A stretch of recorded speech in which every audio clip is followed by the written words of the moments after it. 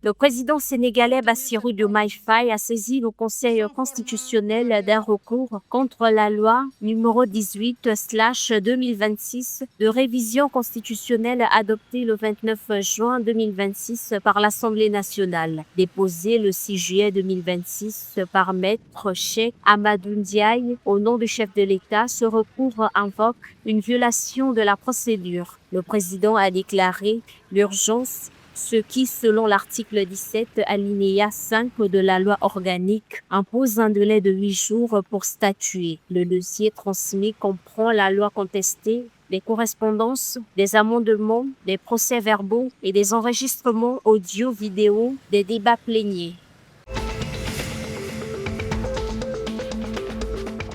Le conseil d'administration de la Fondation BOAD, présidé par Serge Ekwe, a approuvé l'injection de 207,9 millions de francs CFA pour des projets sociaux au Bénin et au Togo. Dans les détails, le Togo bénéficiera de 120 millions de dollars pour son patrimoine culturel et de 55 millions pour l'autonomisation des femmes vulnérables. Le Bénin, quant à lui, recevra 32,9 millions de dollars pour optimiser la prise en charge de la drépanocytose.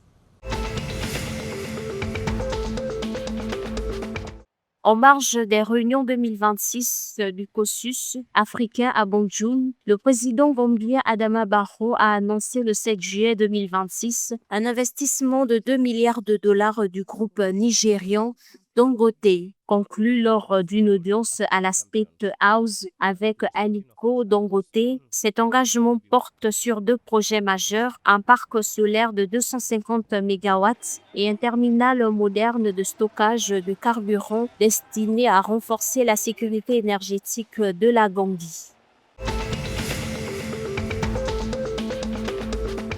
Par le biais d'une circulaire publiée le 6 juillet 2026, le ministère de la Santé du Burkina Faso insiste sur le fait que l'accueil, le triage ainsi que la prise en charge de chaque patient aux urgences sans aucune distinction représente une obligation fondamentale pour l'ensemble des structures sanitaires. Les services compétents y regrettent le renvoi des personnes malades sans examen préalable, qu'ils soient motivés par des contraintes administratives ou manque de place.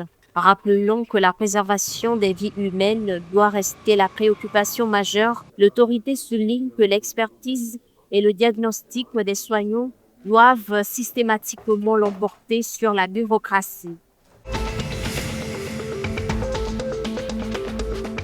L'élimination du Ghana en 16e de finale de la Coupe du monde de la FIFA a provoqué la démission de l'entraîneur Carlos Queiroz, nommé en avril 2026. Le Conseil africain de développement préconise désormais d'investir dans les entraîneurs locaux plutôt qu'étrangers, estimant que l'avenir des Black Stars dépend de l'identité, du renforcement des capacités et de la valorisation des ressources nationales. Alors que certains supporters attribuent aux entraîneurs étrangers leur expertise technique et leur approche tactique moderne, d'autres affirment que le succès du football national ne peut pas être importé.